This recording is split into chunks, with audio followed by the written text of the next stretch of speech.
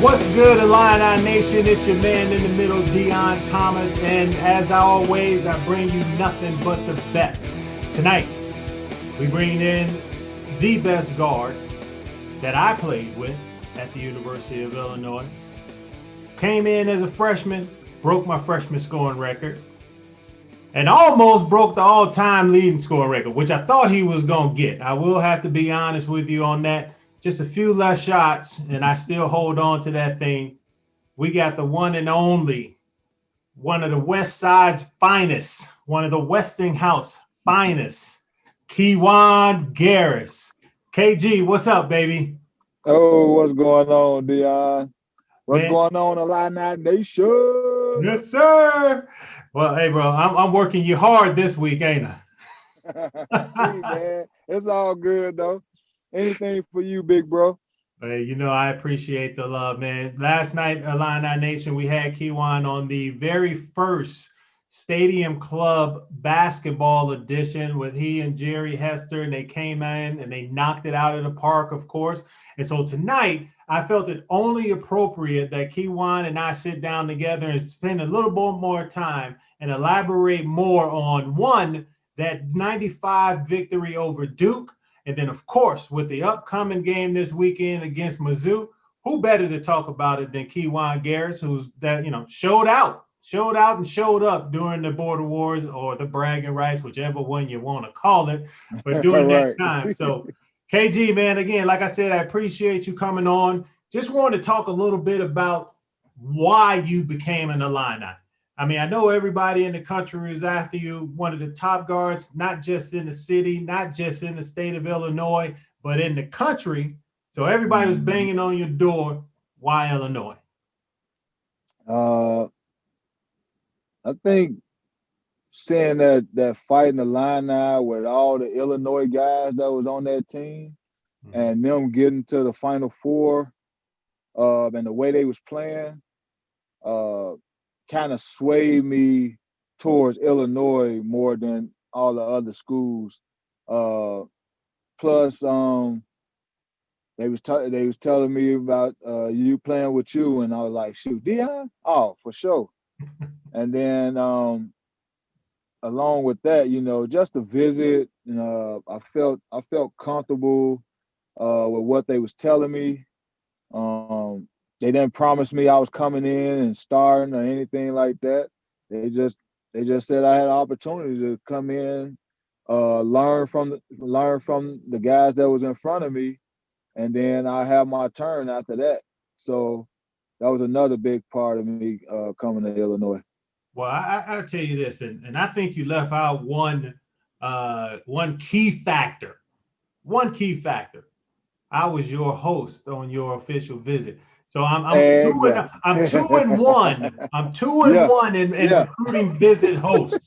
I am plus 500, baby. I got you and Jerry to come.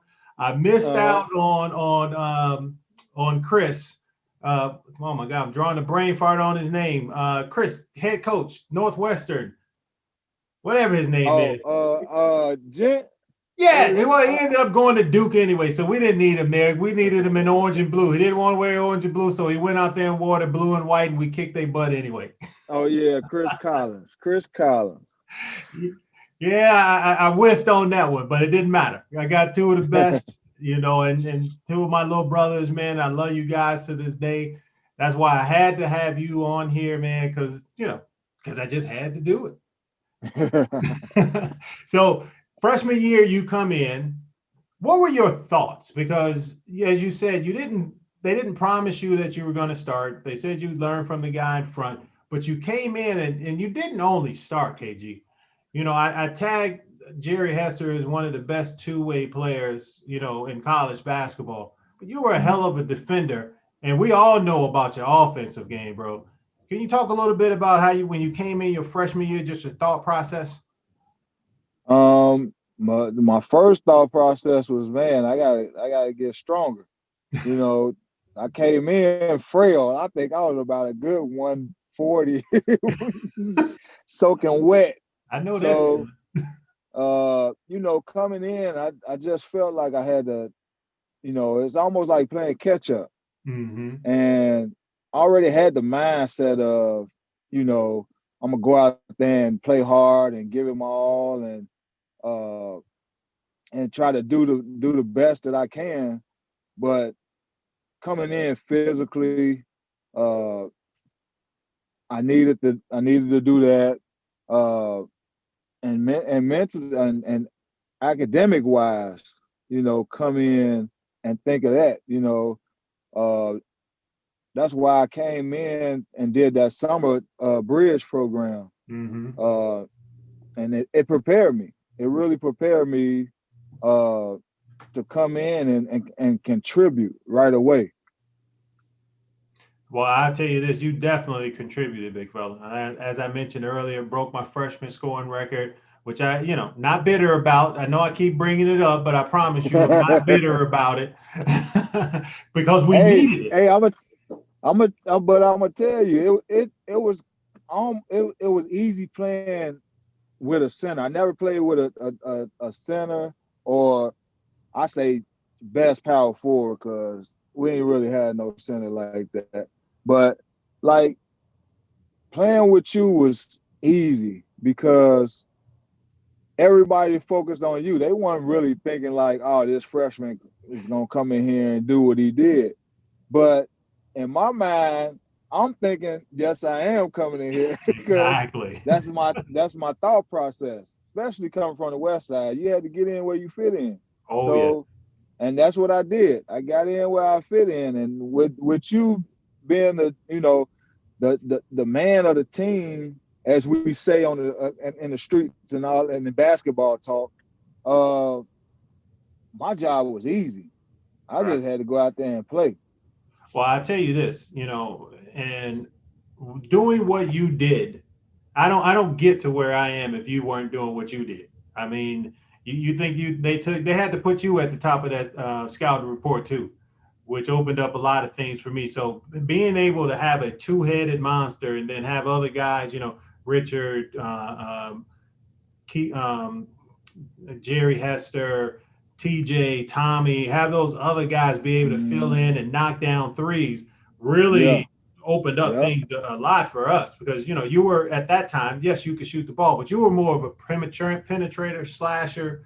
Again, you said West Side basketball. That's what we did. We get to the yeah, basket, we played tough. yeah, yeah, Hey, you yeah. got to bring that toughness, Kiwan. We gotta bring it. He So, definitely said it. That oh, was you good know it. old Lou, man. Yeah, boy. So freshman year passes.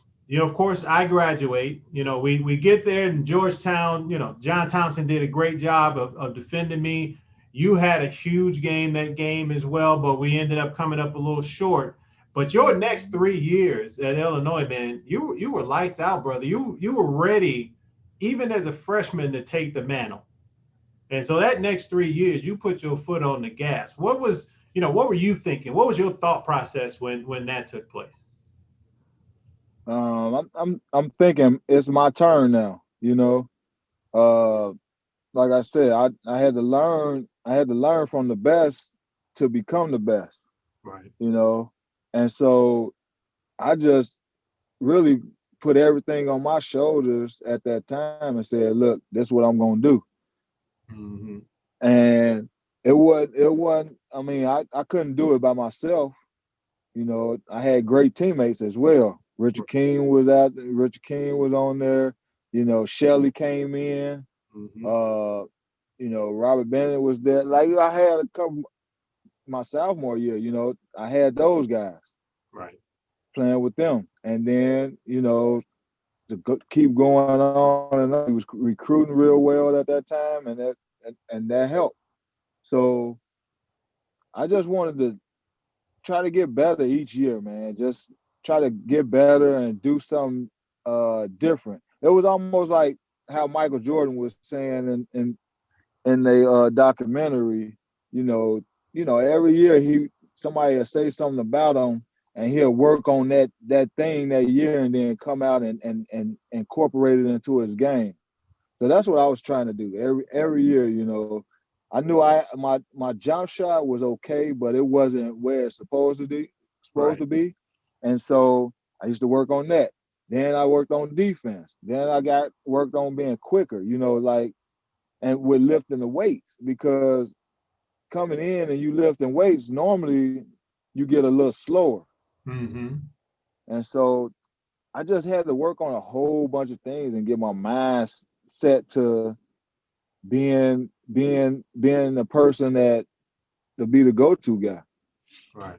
Well, you were definitely that man. As I said, you ended your career at Illinois with multiple records, and at the top of multiple records, and then as the number two scorer. So you had a great Illinois basketball career, and that parlayed into a very successful, very long professional career, both in the NBA as well as overseas. What was that like for you? I mean, what did that mean for you? What did you take from Illinois from those 4 years of learning that helped you in having such a sustained professional career? I know one of the things we all talk about as coaches, as players, and even uh, in the basketball world is being disciplined, uh, organization, um, and learning the game. You know, uh, them things right there really helped me when I was at Illinois, because I wasn't one of them guys that fought against the criticism or fought against uh, people telling me I couldn't do something. It Mm-hmm. was it was more of, all right, let's work on that. Let's learn. Let's do this. And that's what I did, and that's what I got from Illinois when I was there. Uh, just being on the great coaching staffs, Coach Henson, Coach Coach Collins, and Nagy, and Coombs, that the first 3 years, and then uh, Kruger my last year. That was kind of tough. Because I'm thinking Coach Collins is gonna get the job, and Yeah. then he don't end up getting the job. So it wasn't like it was my sophomore year, and I could be like, all right, well, Coach Collins never brought me in, so I'm going with him. Yeah. It was my senior year. I had to stay, and I had to learn more from another coach. So sometimes it's difficult, and I see now that all these players be like, "Yo, I'm a transfer," because the coach that I came in with didn't come in, but never know, that coach might be good for you. And Yeah. I think Coach Kruger was good for me my senior year, because I mean, everything skyrocketed to the Yeah. roof. It took Points, off for you. assists, steals. Yeah. Yeah. So, Oh no, go ahead, Key. I'm sorry. I didn't mean to cut you off. yeah. So it was, I mean, Illinois was great for me. I, I picked the right school for who I am and what they was about, and we put it together, and made it a great 4 years. Good. Yeah, man, I agree with you. There's something special. And this is one of the things that, Adam Miller was down on his visit, and I had an opportunity to speak with him on campus. And one of the things I told him, I was like, you know what? You can go anywhere in the country. You're that good that you can go anywhere in the Mhm. country. I was like, one thing I can tell you, young fella, is no one is going to love you like your own. If you go out to Yeah, New York, you go to California, you go here, you go there, you're going to have to build your reputation, build your name, maybe battle with some other kid, from that state, but yep, if you stay here, your state will love you and you have an opportunity to build a legacy. Io, broke that streak after a really long time of Illinois not getting guys from Chicago. Now Adam Miller. Was that part of your thought process when you stayed at Illinois? yeah, definitely. Just um, stand home, man. Like, we have so many great players that uh go outside of the state to to play at different colleges where I think these guys can really go to Illinois and do the same thing. Yeah. You know, I think if we can build with Illinois guys, like I mean the the way we play is Illinois basketball, Yeah. you know, and that Fighting Illini team proved that. And so why not have that every year? Why we can't have that every year? You know, why we can't be like the Dukes or the Michigan States or uh who else? Kansas and all these other guys that keep some of they good players inside the state playing for these programs. We should be the same way. Yeah, I think, Coach Underwood and his staff is definitely on the way to back doing that. I mean, Io and then Adam Miller this year, and I know they got some guys on the radar. Missed on a few guys this year, but like I know that's college basketball. That's just gonna happen. Yeah. So Yeah. you get your NBA shoes on, you get your European shoes on. Talk a little bit about that experience and just the difference between the two, because you also had a little bit of like if I'm not mistaken, like the CBA up in there or some other leagues that was Man, I in there. think yeah, I played like man, basketball took me everywhere, and I was going to take every opportunity to to to go to these places. So like being in the NBA, I mean that's what everybody want. That's where every ball player want to be. They Mm-hmm. want to play there. It's not going. I'm gonna tell everybody it's not gonna happen. It's just some ain't gonna make it. Yes. It ain't that you don't stop trying to, but just know if you can go to the G League or overseas, there's still these NBA scouts are still watching. Yep. You know, but the NBA was top notch. I mean, everything you got everything catered. You got everything. You get everything in your locker. You get. I mean, everything that the kids like now. Yeah. We was getting. You know, we wasn't looking at it like that. We was just like, oh yeah, this nice. You know what I'm saying? This is. But now I can see like all the kids now. They like all these shoes and all this other stuff. You had lockers full of shoes. You can try on any kind of shoe you want. Uh, you going to every state team playing against the best players. Like and I'm fortunate to be able to play against like all these top 50 players in the NBA. Michael Jordan, Karl Malone, John Stockton, Gary Payton. I got a chance to play against all these guys, and it was like, man, I've been watching y'all, and now I'm on the floor playing against you guys. It was crazy. And then, getting a bronze medal on the USA team, I wouldn't have never got that opportunity, if it wasn't a lockout. You know Right. what I'm saying? And then get that opportunity, and then it brought on another opportunity. That's where I was able to get seen from overseas scouts and end up going to Berlin that next year because of Mm-hmm. the lockout. And so it all trickled down. Everything that I was doing, it all trickled down to great opportunities. Yeah. And And I mean, it was you not crazy. only had a really good NBA career, you had a great European career. And not many, not a lot of people talk about, how well you did over. I mean, you got won a few championships and Yeah. everything else. I mean, you really killed it in Italy.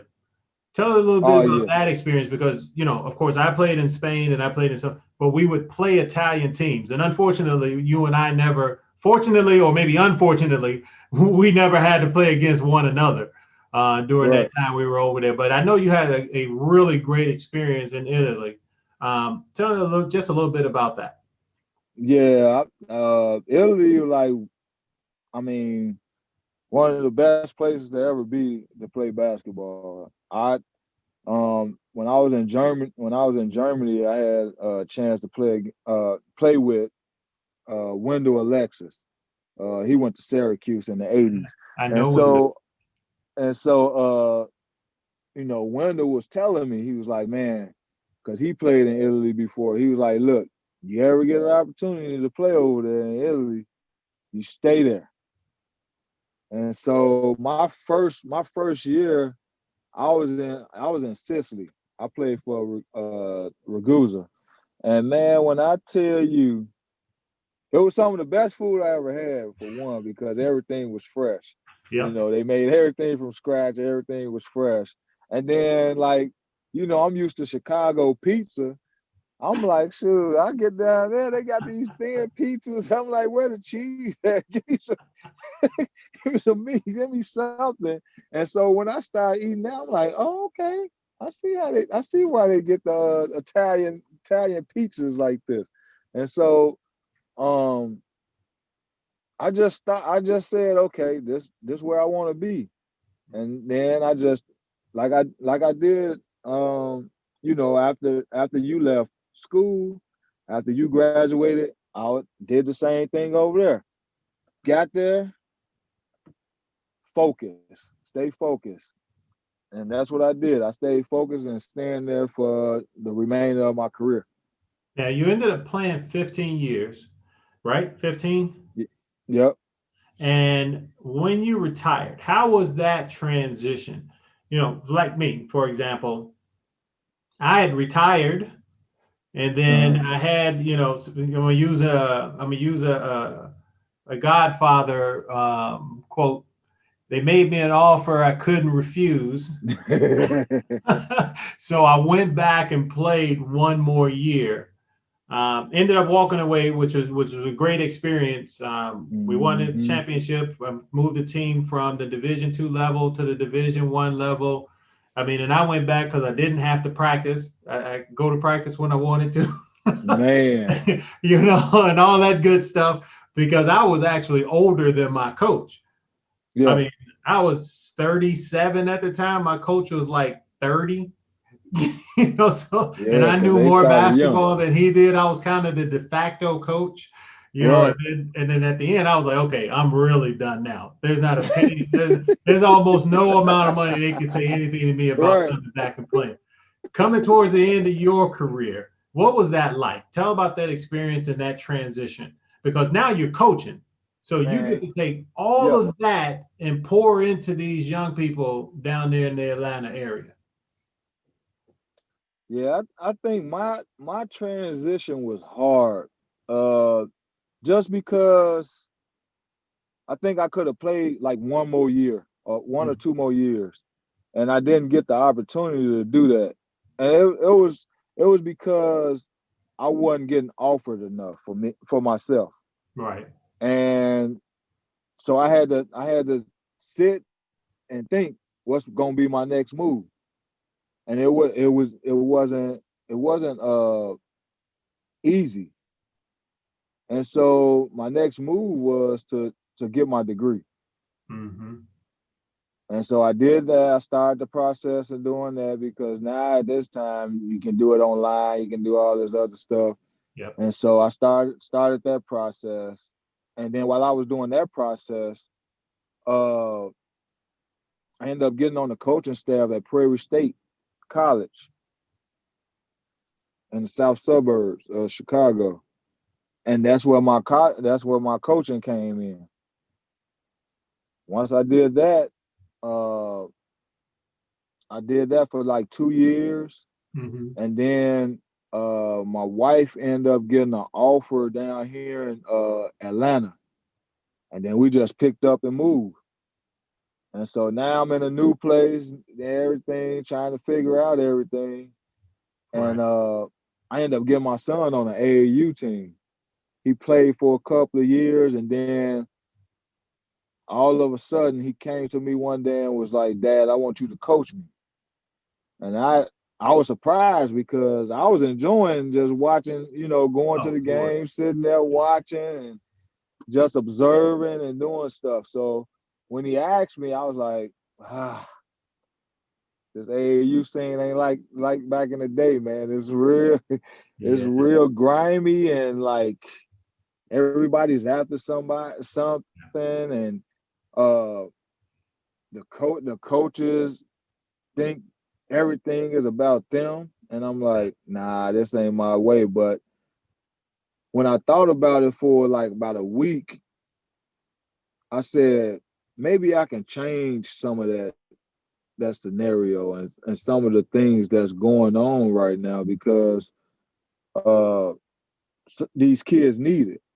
Yep. So I end up starting my AAU program, which now we got like 5, 6 teams. Mm-hmm. I started off with one with my it was my 5th grade team with my son, and then now he's in 8th grade now, so now we got 6 teams, and then I end up doing high school coaching as well down here, Okay. and then I started that. I did it because my one of my friends, he was a walk on at Illinois, and his son was playing, and so he wanted me to come, uh, train with his son and make sure his son was okay. Uh, and I did it. I did that for like 3 years. Okay. We ended up winning a tournament championship, one of our tournament championships, and I was like, all right, I'm gonna give this a break a little bit, and I'm gonna just do my AAU program and start my non for profit organization. And that's what I've been doing. So I go from here to Chicago because I do like a all-star game, uh, which is Future Superstars All-Star Classic. Um, Ayo was one of my kids that we had in our 8th grade game. Mm-hmm. Uh, DJ Stewart was one of the kids we had in our 8th grade game that played for Duke. And Yep. we got like a lot of kids that's out there playing that played in our game. So uh we so proud of these kids that came through our all-star game, and now they're in college. Even with our girls, we have a lot of girls that's in college right now. And so uh this is my gift, and this is my giving to these young players out here because they need the guidance. They need that. Yep. They need all that. So you briefly mentioned the future stars, and I remember a couple years back you asked me if I wanted to play in the alumni game, Illinois versus DePaul. No. Yeah. So I was kind of a sideline commentator, coach, just running my Coach, mouth right, over right. there. but it was a lot of fun, man, and I appreciate you asking me and the things that you're doing to give back. How did Future Stars come about, and what besides giving back to the kids, which is huge, and I'm so glad you're doing that, and I wish more guys would do that. Um, Tell a little bit more so the people will know about Future Stars, because maybe we can get this. Yes, it's in Chicago, but maybe we can, drum up some things downstate or in Yeah, central Illinois, or maybe, we got people listening from all over the country. Maybe they can right. contact you and we can start to do some things over there because you're right. With all that's going on, especially with this pandemic and stuff, and now kids being shut in their homes Yep. and some states are playing, others aren't playing. Future Stars could be something that Hmm. could really branch out and really be able to help a lot of these kids, one, get better as basketball players, but most importantly, get better as people. Yeah, yeah. So I actually started Future Superstars based on the things I went through when I was a kid.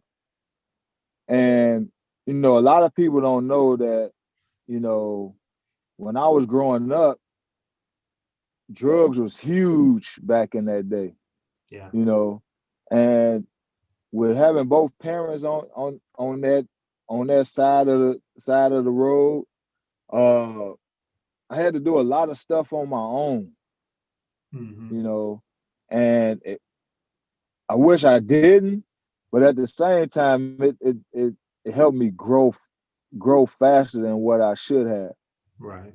And I see that today with a lot of kids having to, do that, grow, not have mentors, not have people that's gonna support them and what they want to do, Mm-hmm. instead of, going the opposite way.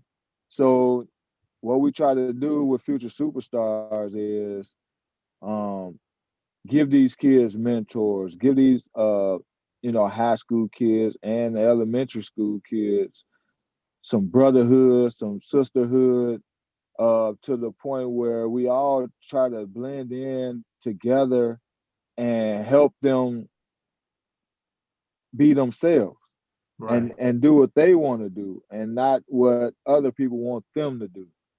Uh, that's with helping them with their classes, or giving them a volunteer job, like high school kids, giving them volunteer jobs during the summertime to, you know, help them get paid and let them know how they can save their money. So if you're going to college, you'll have some money in your pocket, you know. And uh, with a good friend of mine, Charles Tabb, uh, who works for Kenwood High School. Yeah, I know Uh, that. yeah, and he's been a huge help Okay. because he know everybody around and everybody through the school systems and stuff like that, and so that's been helping uh, get future stars really off the ground.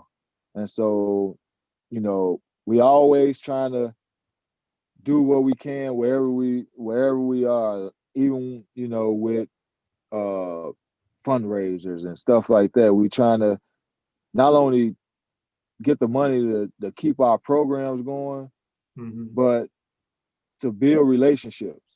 Right. Well, like I know, it's always about networking. It's about who you know, not Yeah. what you know most of the time. And I feel you when you talk about growing up that way. You and I grew up not very far from one another. So lifestyles Hmm. are very similar.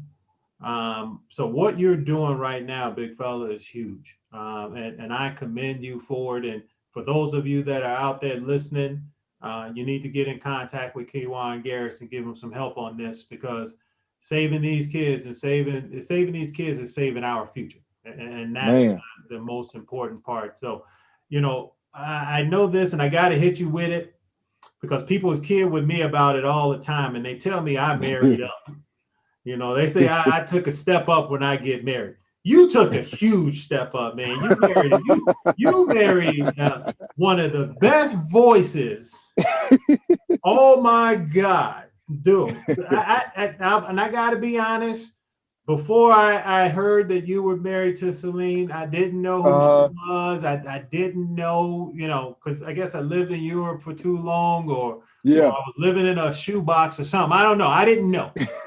But I went on and I listened to her sing, man, on I think it was YouTube when I first heard her sing, or one of the, man, you married a songbird. And then not to mention, she is absolutely gorgeous, bro. How did you two meet? Oh man, that it was actually we had I had just won the championship in Italy, came home, and I was just that first week I was just kicking it with family, friends, uh, and I had went over to my cousin's house to just see them, see how they was doing, Mm-hmm. chilling, because I haven't seen them in a while, and so they had a picture of her at a birthday party. They had went to a birthday party and they seen her and they took a picture with her. Okay. And so when I seen the picture, I was like, "Yo, hey, who is that? I need to meet her. Who is that?" And so when they told me, like I was like you, I'm like, "That's who?" And then I was like, "Man, well, whoever she is, I want to take her out on a date, but I really want her to be my baby mama." Right? And so they told her all this, right? And so they had mutual friends, and so they told their friend, which told her friend, and then she was like, yeah. She said she looked me up. She she said, oh, okay, he looked good. He the right height. He the right height. And then she said, yeah, give him my phone number. So I ended up calling her like 2 days later and asked her out on a date.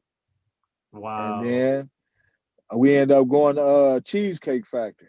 Okay. When I tell you, when we went to Cheesecake Factory, I had ordered the chicken piccata, and I think she ordered something with some pasta, but she didn't like hers.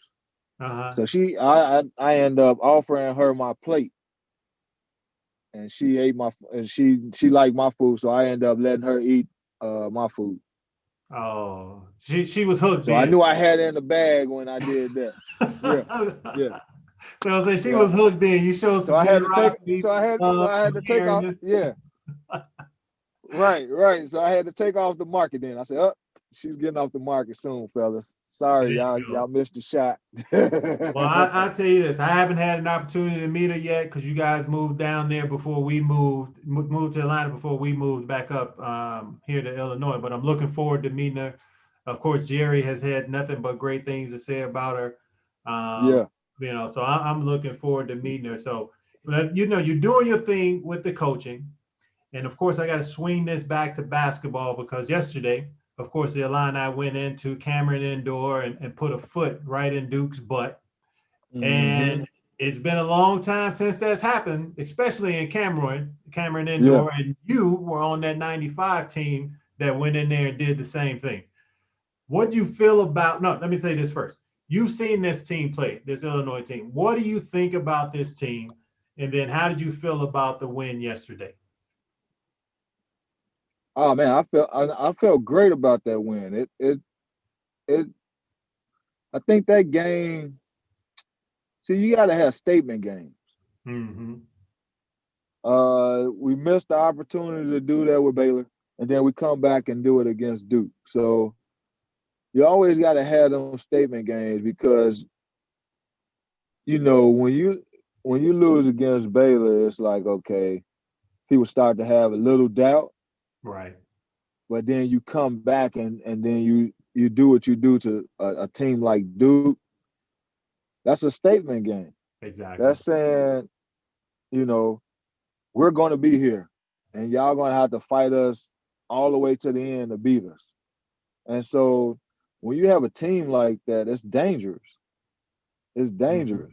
And so I think with this team, they have a shot to do something that Illinois ain't did in years, and that's get back to the NCAA championship and win it. Yeah, I agree But with it's 100%. I and think it's gonna be I've told people, to me, I look at this team and on paper, this has the potential to really be the best Illinois basketball team probably ever on paper. mm-hmm. Now we'll see how Yeah. they continue to coalesce and grow together during the season, but I agree Yep. with you, man. This team is loaded from top to bottom.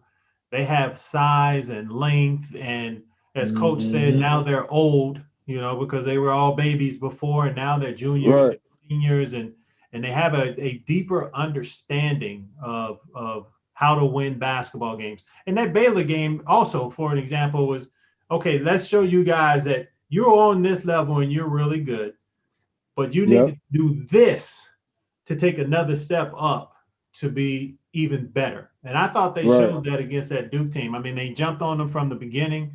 Duke Yep. would make runs, and they put the hand up and be like, no, no, no, I don't think so. Back on up because now we're taking a step up. Talk a Right. little bit about what it takes. What does it take in the gut? I know, but I want you to tell everybody what does it take when that happens for you to continue and pushing forward and put the hand up, telling people, no, this is where we are. It starts. I mean, it starts with the chemistry. Starts with the Mm-hmm. practices, uh, and the coaches are there to navigate and guide you. But if them players stick together and believe in each other, that's all it's gonna take for them.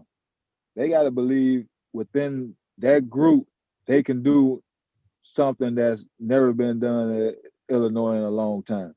That's gonna be up to them. It's almost like what I know everybody love this team, and I love them too. That Fighting Illini team. You know, they had fun playing the game, and you could tell they had great chemistry, and they believed in each other. That's how teams win. You know, the coaches are there to give you the X's and O's and all the other stuff, but when the coaches give you that, sometimes when you step on that floor, the game plan changes. Yeah. And you gotta be out there with them other 4 guys like, yo, that's not working. We gotta find a way to get this win. We gotta get it in. And that's what it takes. There's gonna be games like that for them too. And and everybody's gonna see that they're ready for it. Like you said, they got that good mix. You know, some of these guys is juniors now, you know, and they've been there. They done seen it for a couple of years. So now I feel like they ready and thirsty for that winning year. Yeah, I agree with you. And you and I played in this game, in this border roar game, in this, whatever they want to call it. They have the bragging rights. They've given it a couple different names since we were in I school. know, right? And so it's the bragging rights game, man. It's the bragging rights game, which is a rival game. It's a rival game. And for me, and I think you'll agree with me on this, this is one of the best rivalry games in college basketball. It just doesn't get the notoriety as, say, Duke in the Tobacco Road game against North Carolina or some of these others. And I don't get it. It's one of the best rivalries. Yeah. I mean, you look at it, and I mean, when we can't have the fans right now, but shoot, when you had them fans in there, you had blue and orange on one side and black and gold on that other side. Oh yeah. And it's loud in there. It ain't like, you'll think you was in a high school gym, how loud it be in there. And the place is so big. I'm like, yo, what? This is this if this don't pump you up to play a basketball game, oh my Nothing goodness. will. You shouldn't even be on the court. Just go back to the locker room and get dressed. Just go back to the locker room and get dressed. Cause that game right there. Yeah, man. Man, look, listen. I play this game every day if they ask me to, just to be like, yo, get pumped up to play. Because you got to get pumped up to play this game. Even now, I think that would be the one game that I would come out of retirement to play. And it is because it's like you said, it's one of those games that really touches you deep inside. And you said something yesterday, and I know, and I'm not trying to bring up, rip off the scab or anything like that, but my senior year, of course, was the free throws and we missed it. But I love what you said on how that motivated you moving forward in your career and life. Can you talk a little bit about that? Because I want people to hear it on here, because not everybody was on the Stadium Club yesterday. Right. I want them to hear it on here, because I think that is a resounding message of what things are about. Because a lot of people look at this and say, oh man, it was a failure because you guys lost. And yeah, it was. We did, and we lost. But what it did for you as an individual and for your team afterwards made it a win. Can you tell a little bit about how it made you feel, and what was your thought process after that? Man, I mean, I was like one of them guys where it's like, if it come down to free throws, I'm making these free throws because I was a good free throw shooter. And to see them 2 missed free throws, even though we was tied up and there's no seconds on the clock. And the ball go in and out. You know, Norm Stewart do what he do, come out on the court to Which should have been a disrupt, doggone technical foul, which by the should have way. been a tech. But, you know, just knowing like, man, I got this. And then we go into three overtimes and we lose was heartbreaking, you know. And I felt sorry for my team. Yeah. At that time, because that was a hard fought. We played our hearts out. Yes. You know what I'm saying? And we should have won that game. And so moving forward, I was like, I can't let this get to me and break me down. Because a lot of times, if we can go back through history, a lot of times where people missed a shot, they failed at something, or something happened, they broke down. Yes. And got depressed, or, you know, they got letters in the mail, all that. So when I was getting letters in the mail and Coach Collins was coming up to me, I was staying in the gym longer. All right, I'm hitting these free throws. So I told myself I'd never miss a free throw. That's when I went on that streak of free throws. Yep. You know? And then, like, coming in the locker room, man, I'm so sorry. I'm so sorry, Deon. This your senior year. Like, we should have won. And I was like, yo, I never let you down, man. I can't let you down, you know? And so it helped me grow. It helped me focus and continue to work hard and not get down on myself, but use it as a motivation tool to get better and help and help what we was trying to do that year. Right. As a team. Well, You know, and I agree with you I could 100%. Go ahead. I'm sorry. and just going through that moment, man. I mean, at that time I was heartbroken. The game, I didn't want to talk to nobody after the game. I didn't want to see nobody. I just wanted to just go home and just be under the covers and just be like, oh, okay, I can't believe I missed these free throws. But, you know, didn't have that much time. Right. Cause I knew we was coming. We went home for a couple of days, and then we came back and had to get ready for the Big Ten. Yep. Yeah. But I'll tell you this, bro. I mean, when you said you apologized, and I knew we would need you during the year, and so there was no need to hang your head, big bro. I know it took a long time for you to talk about this game too. So just know I know that a very long Right, time, right. Illini Nation. My man didn't even want to talk about it, but he took it and he turned it into motivation, which is what we have to do. So I'm going to ask you just one more question, because I know I've had you on here for a long time. You've been driving the kids around all day. I want you to be able to go in, kick your feet up, and watch the rest of the ACC Big Ten Challenge. Going into this weekend's game, Mizzou has several players that were almost Illini and one that was. So of course they're feeling this, and they want to make sure they try to beat us all the time and rub it in. Right.